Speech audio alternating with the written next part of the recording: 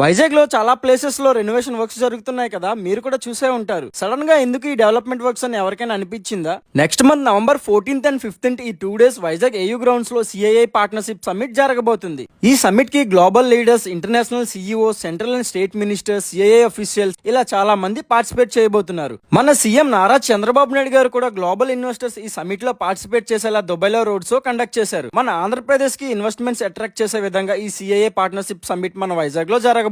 So GVMC వాళ్ళు CII partnership summit and next year ఫిబ్రవరిలో జరగబోయే ఇంటర్నేషనల్ ఫ్లీట్ రివ్యూని దృష్టిలో పెట్టుకుని 30 crores బడ్జెట్ తో సిటీలో మేజర్ పార్ట్స్ లో road repair works, wall paintings, highway plantations ఇలా చాలా బ్యూటిఫికేషన్ వర్క్స్ చేయిస్తున్నారు. కొంతమంది ఎన్ఏడి టు మద్దిలపాలెం హైవేలో స్పీడ్ గా వెళ్తున్నారు. డే అండ్ నైట్ వర్క్స్ జరుగుతున్నాయి కాబట్టి హైవే అండ్ తాడ్చెట్లపాలెం రోడ్ లో ట్రావెల్ చేసే వాళ్ళు కొద్దిగా చూసుకుని స్లోగా డ్రైవ్ చేసుకుని వెళ్ళండి. ఈ సిఐఐ సమ్మిట్ లో మంచి ఇన్వెస్ట్మెంట్స్ వచ్చి మన స్టేట్ కి ఇండస్ట్రీస్ అండ్ జాబ్ క్రియేషన్ మంచిగా జరగాలని కోరుకుందాం.